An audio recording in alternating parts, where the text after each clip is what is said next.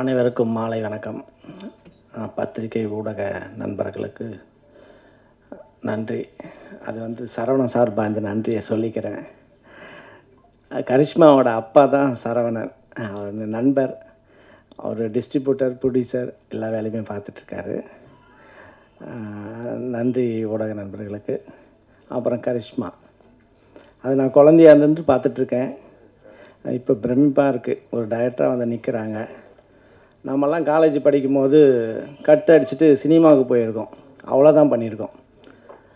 இவங்க காலேஜ் போய்ட்டு கட் அடிச்சுட்டு ஒரு படத்தையே பண்ணியிருக்காங்க.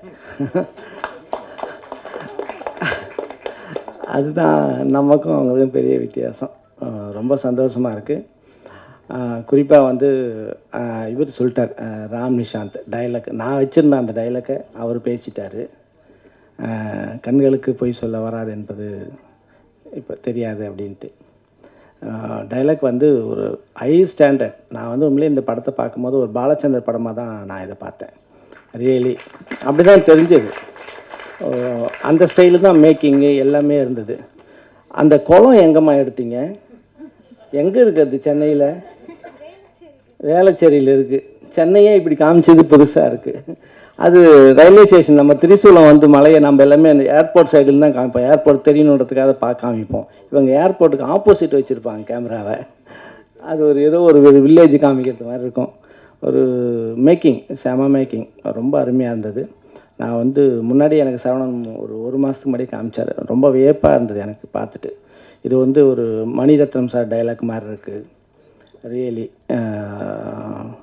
இந்த டீமே அற்புதமான டீமாக இருக்குது. ரொம்ப சந்தோஷமாக இருக்குது. சினிமாவில் அடுத்த ஜென்ரேஷன் வந்துகிட்டே இருக்குது. பட் இது ஒரு ஜென்ரேஷன் எனக்கு தெரிஞ்சு. இது ஒரு சூப்பர் ஜென்ரேஷனாக இருக்குது. அருமையாக இருக்குது. மியூசிக் டைரக்டரு, அப்புறம் எடிட்டரு, அந்த பாப்பா நிறைய எல்லாமே குழந்தைங்க. பட் ஆனால் என்ன ஒரு மெச்சூர்டான ஒர்க்கு.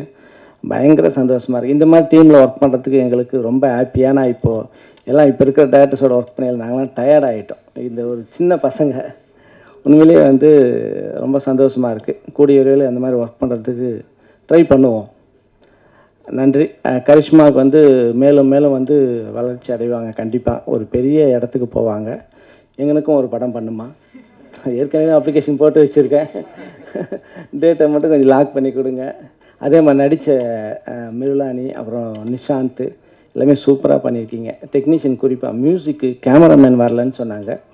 மியூசிக் எக்ஸ்ட்ரானரி மியூசிக்கு, கேமராமேன் எக்ஸ்ட்ரானரி, எடிட்டிங் சூப்பர்.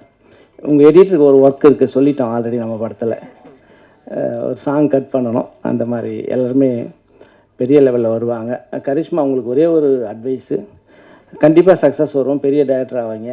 எவ்வளோ தூரத்துக்கு போனாலும் மைண்டில் மண்டலை ஏற்றிக்காதீங்க வெற்றியை. அது மட்டும் அதை வச்சுக்கிட்டிங்கன்னா ஒரு பெரிய 80 வயசு வரைக்கும் படம் பண்ணலாம். அதை பார்த்துக்கோங்க. நன்றி. தேங்க்யூ.